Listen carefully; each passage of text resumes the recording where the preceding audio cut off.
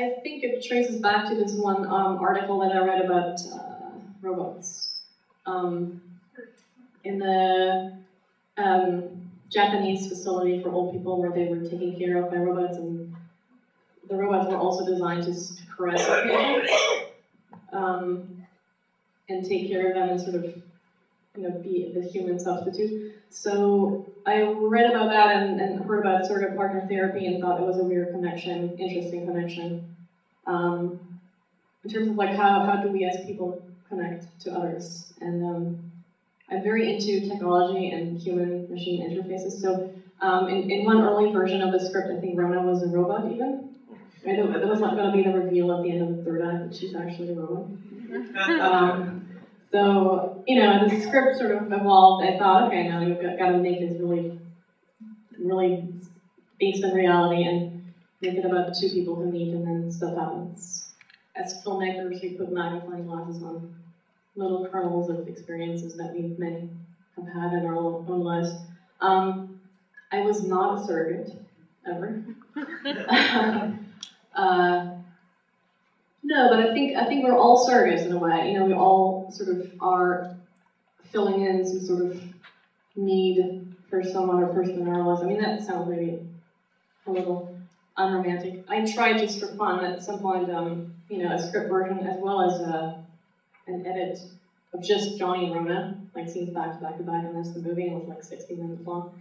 And I just didn't think it would be very interesting to me, but I mean, in a different way interesting, but so I think Zach and I, Zach Ledicki and I, we were really able to kind of build the arc of what happens between them in the hotel room, because it's the same location for every scene, but we were really trying to make it look different every time. So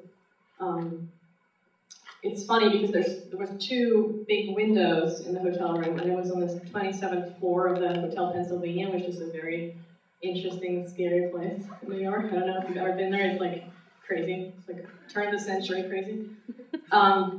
So the sun was coming into the room, as the day went by, and the light would go around, obviously, but then the color temperature of the light would change because during different times of the day it would reflect off of different high buildings, and some buildings had like a blue color, some buildings had a red color. So in the color grading, we kind of went, like, really, that's interesting. It's the same time of day, it's the same lens, but it looks so different because, so I think Zach really came up with a way to structure the scenes so there's a progression, in the way he shoots and, the lenses and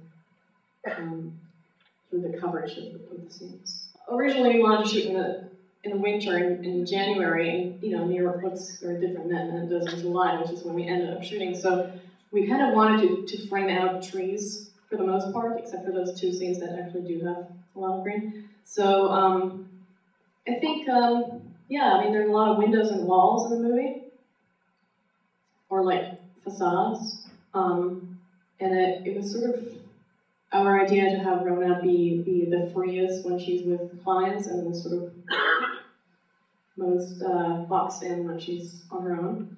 I'm from Berlin originally, so I grew up with a wall around the city, and then I came down and I felt like, okay, there's David Hasselhoff on the wall singing a song, and I was really happy. And I come from a place of just really wanting to connect to people. And I do think that there's some element of professional intimacy in my own life that has taken over in some ways, especially being a filmmaker, but I think also in other work-related scenarios where you're interacting with people a lot, like intimacy becomes some sort of currency that you have to deal with, and if you're not able and willing to kind of enjoy that part, then you're not really cut out for it, and